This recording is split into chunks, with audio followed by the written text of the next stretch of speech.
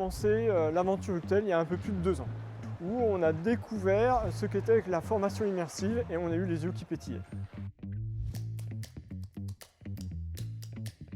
On s'est engagé à faire des formations de réalité virtuelle sur les formations bases du site, donc formation sécurité, formation qualité, et dernièrement on a développé une formation sur l'environnement.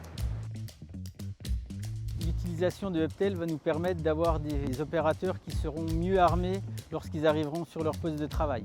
C'est eux qui décident la vitesse où ils veulent aller, comment ils agissent dans le module, et automatiquement en fait ils sont attentifs et ils retiennent beaucoup plus de choses que tout ce qu'on fait oralement. On donnait vraiment du sens et des images aux nouvel apprenants qui arrivaient dans nos ateliers. Il y a une vraie démarche pédagogique qui se cache derrière l'outil Uptel de formation immersive. C'est la démarche inductive, l'apprenant a le droit à l'erreur, on est vraiment dans un univers où on gamifie les choses et on peut recommencer jusqu'à ce qu'on comprenne et qu'on a acquis les bonnes connaissances. De voir la vraie vision des impacts sur une mauvaise manipulation, là on le voit vraiment sur la partie immersive qu'on ne voit pas forcément dans un standard ou une gamme imagée effectivement. Donc c'est plus compréhensible pour les nouveaux arrivants. Donc oui, effectivement, ça a un meilleur impact, on retient mieux et puis on voit vraiment les fautes à pas faire, quoi. Aujourd'hui, on a à peu près un peu plus de 2000 formations.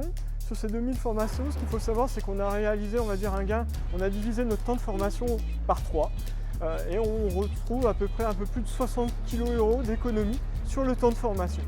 Le gain de temps, voilà, le gain de temps. Le gain de temps dans un premier temps, parce que le temps il est précieux, on court toujours après le temps toute la journée. Aujourd'hui, n'importe qui peut lancer la formation d'un nouvel arrivant, que ce soit un moniteur ou un RU, on le met en place, il faut juste une table et une chaise, et ensuite la formation elle déroule, quoi.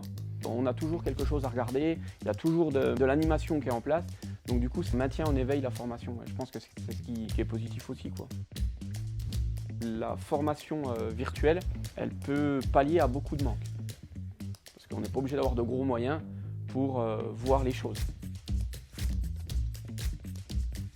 Dans nos projets, le challenge pour le service qualité, c'est de rentrer vraiment au cœur du métier, de pouvoir montrer les problématiques aux opérateurs, leur donner les bonnes pratiques et les bons messages pour que demain, on améliore nos résultats qualité pour servir nos clients.